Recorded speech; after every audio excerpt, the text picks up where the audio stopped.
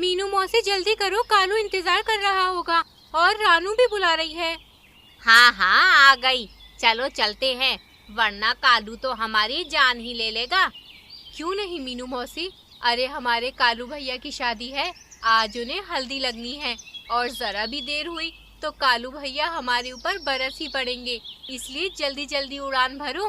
पूरा जंगल कालू की हल्दी में जाता है और उसे जमकर हल्दी लगाता है।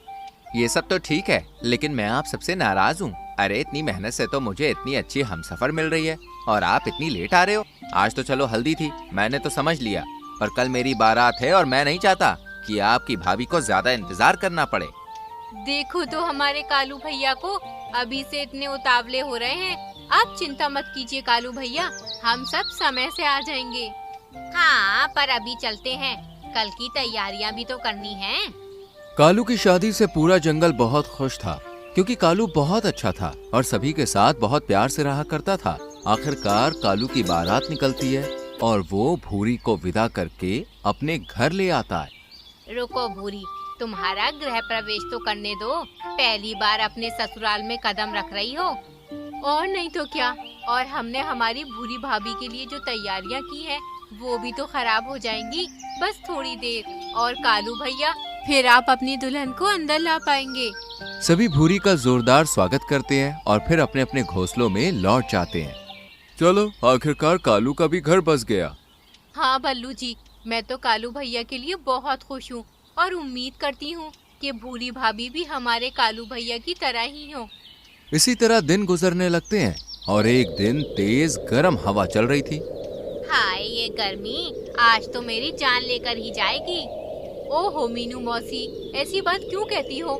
चलो हम कालू भैया के यहाँ चलते हैं, वहाँ पंखा लगा है, आराम से थोड़ी देर बैठेंगे। मैं भी यहाँ यही कहने आई थी, बहुत गर्मी लग रही है। चलो जल्दी चलते हैं, वरना मेरी तो हालत खराब हो जाएगी। तीनों कालू कौवे के घर पहुँचती हैं। आप सब यहाँ क्या कर रहे हो? कोई काम था या कुछ चाहिए?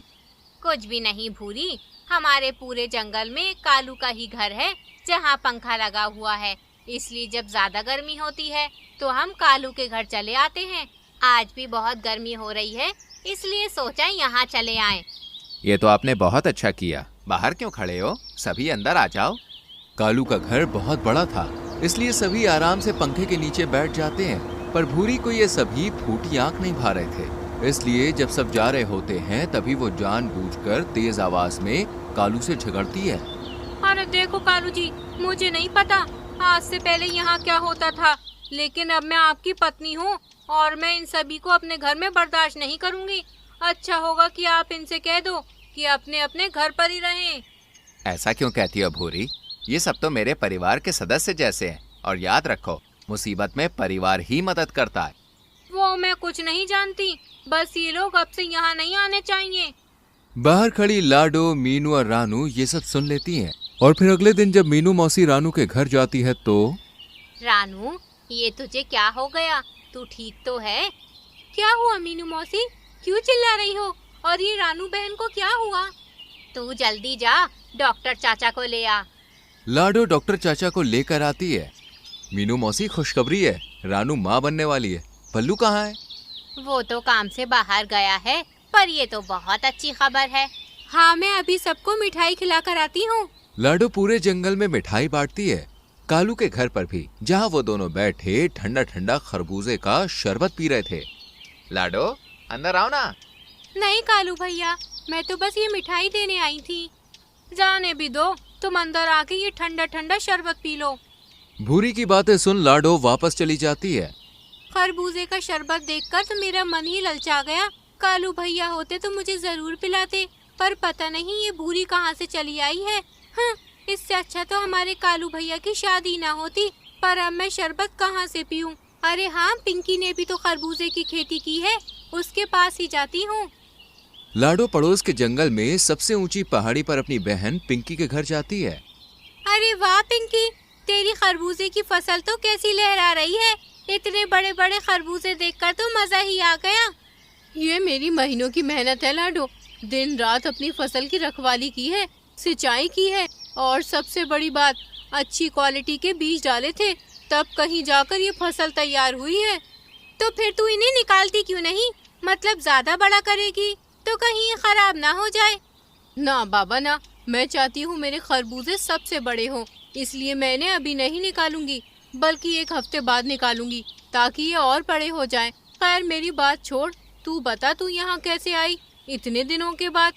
कुछ नहीं, बस खरबूजे का शरबत पीने का मन हुआ तो तेरे पास चली आई। हाँ हाँ क्यों नहीं, अभी अभी बनाया है, चल मैं तुझे पिलाती हूँ।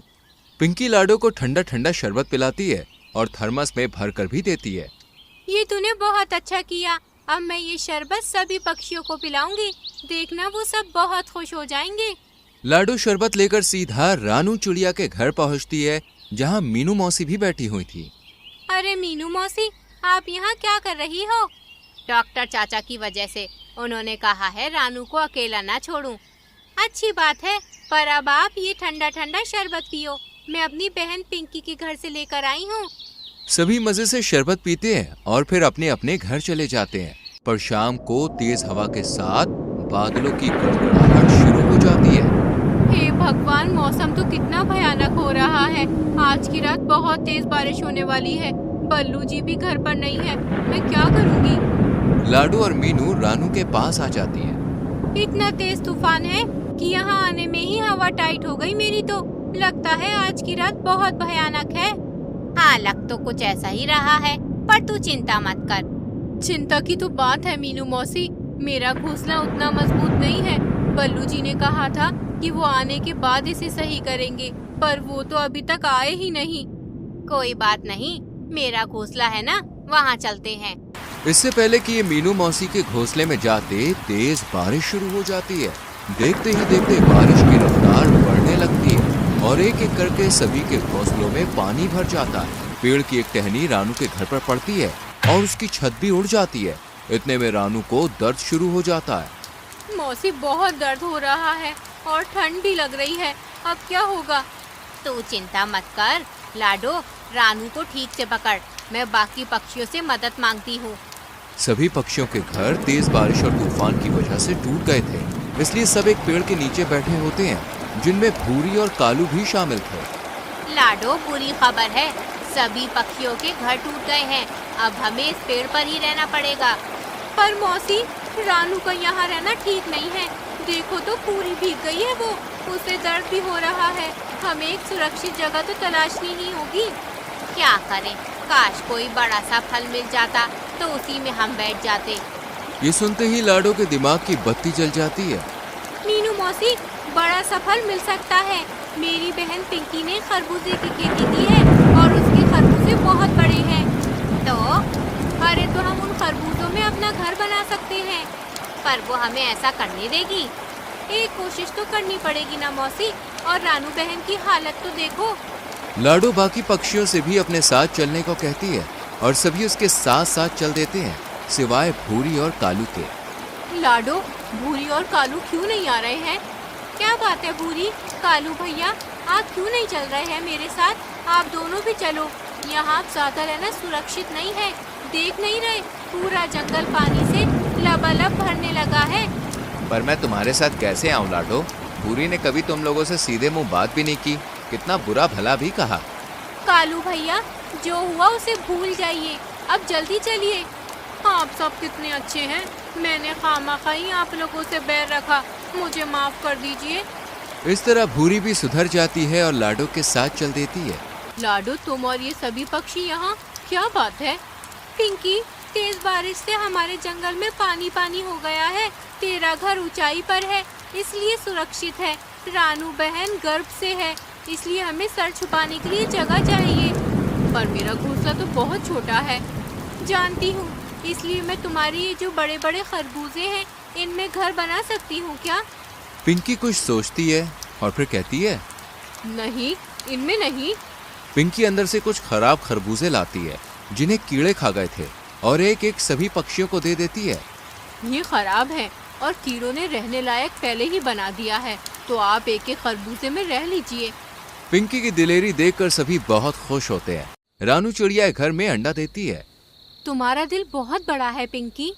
ऐसा नहीं है, बल्कि मैं तो उदास थी कि मेरे इतने खरबूजे खराब हो गए, पर आज समझ आया जो होता है अच्छे के लिए होता है।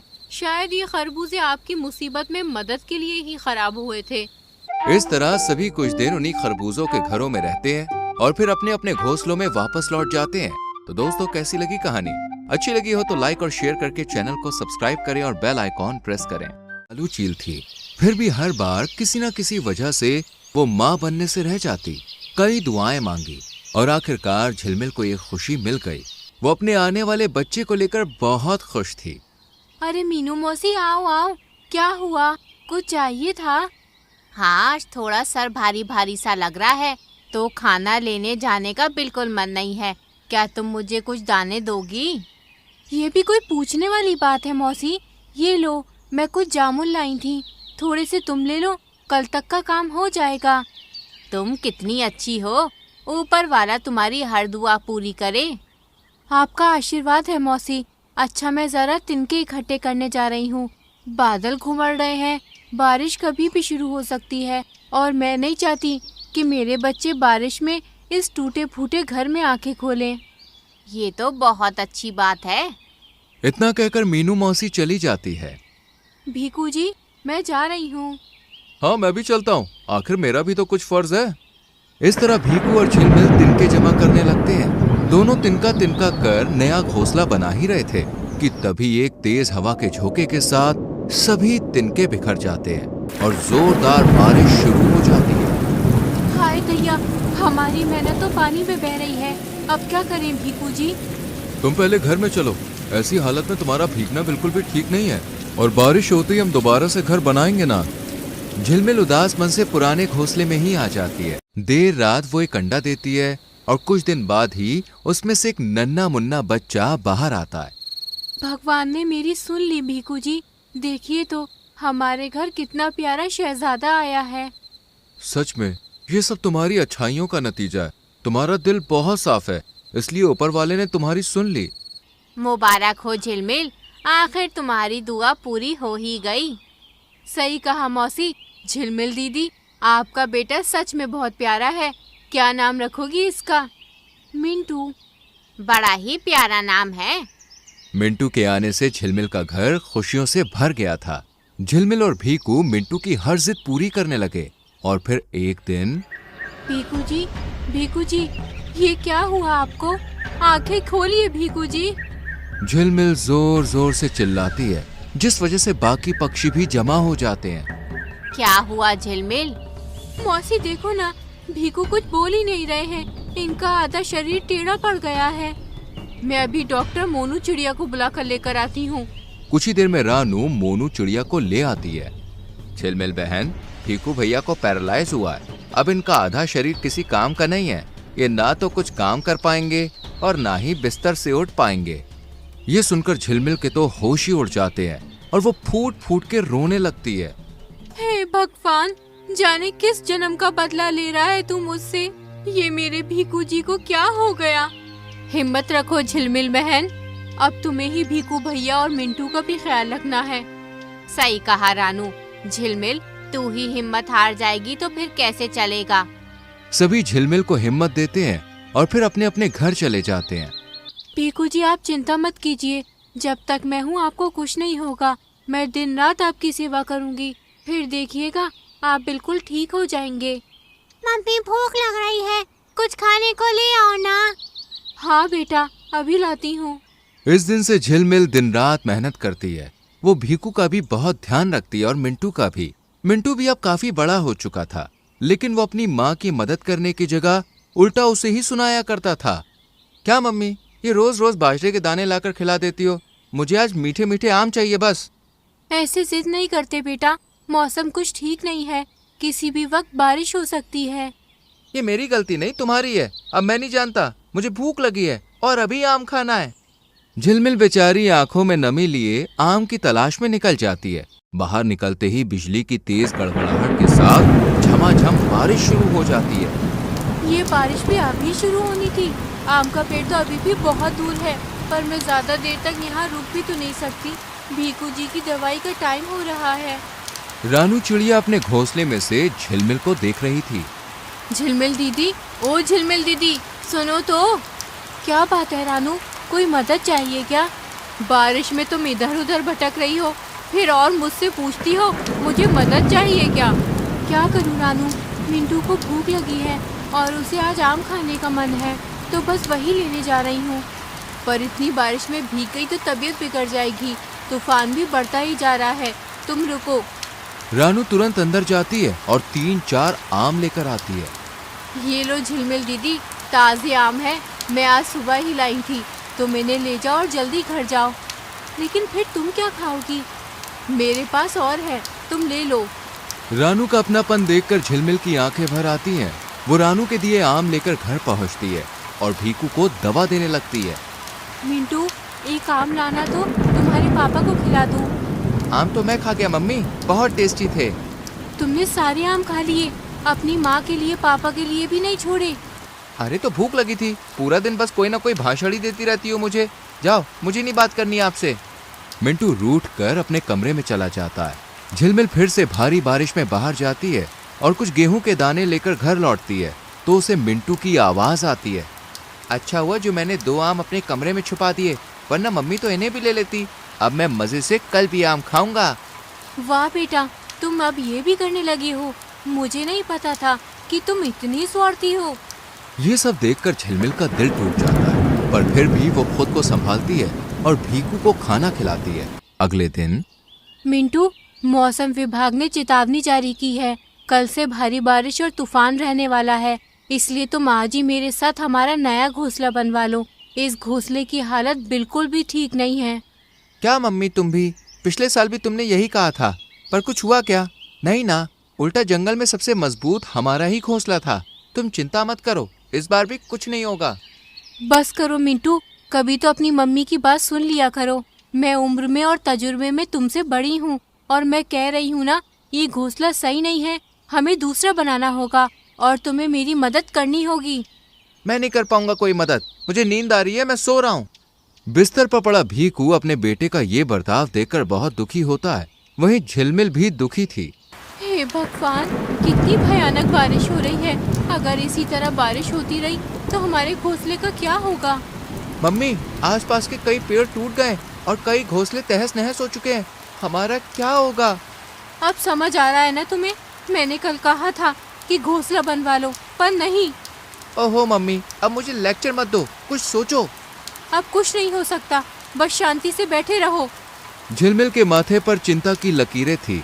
इतने में एक तेज हवा का झोंका आता है और उसकी छत उड़ जाती है। मम्मी, हमारे घोंसले में तो पानी आ रहा है, मुझे बहुत ठंड लग रही है, पापा भी सर्दी से कांप रहे हैं। ना जाने किस जन्म का फल मिल रहा है मुझे, अब मैं क्या करूं? भीकू जी, आप ठीक तो है ना? भीकू बुरी तरह से कांप रहा था। मिंटू भी ठंड से सिकुड़ रहा था। वहीं झिलमिल भी पूरी तरह से भीग चुकी थी। मिंटू, मेरी मदद कर तेरे पापा को उठाने में। लेकिन हम जाएंगे कहाँ? फिलहाल किसी पेड़ की डाल पर बैठते हैं। मिंटू और झिलमिल भीकू को लेकर एक पेड़ की डाल पर पहुंच जाते हैं, जहां पानी बहुत कम आ रहा था। पर दूर से रानू चिड़िया और मीनू मौसी उन्हें देख लेती है। झिलमिल, तुम सब बाहर क्या कर रहे हो? बारिश बहुत तेज है, बाहर रहना सुरक्षित नहीं है, जल्दी से घर के अंदर आओ। हमारे घर की छत उड़ गई है मौसी, पूरे घर में पानी भर रहा है।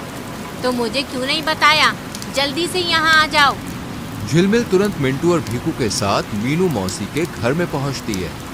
ये लो, पहले तो गरम गरम चाय पियो और जल्दी से बदन पोंछ लो। आग जला दी है, उसके सामने बैठ जाओ। आपका बहुत बहुत शुक्रिया मीनू मौसी, आप न होती तो पता नहीं हमारा क्या होता। इसमें शुक्रिया कैसा, तुमने तो मेरी कितनी बार मदद की है। चलो अब शांति से चाय पियो और फिर सो जाओ। अगली सुबह झिलमिल का बदन आग के अंगारे। अब मेरी गलती है, मैंने आपको कभी नहीं समझा, एक बार वापस आ जाओ ना मम्मी। इस तरह झिलमिल चली जाती है, लेकिन मिंटू पूरी तरह से बदल जाता है। वो ना सिर्फ दिन भर काम करता है, बल्कि भीकू का भी पूरा ख्याल रखता है। मम्मी देखो, पापा धीरे धीरे ठीक हो रहे हैं, काश तुम भी हमारे साथ होती। तो बच्चों, कैसी लगी आपको कहानी? पसंद आई हो तो लाइक और शेयर करके चैनल को सब्सक्राइब करें, जिससे आने वाली कहानियां मिस ना हो।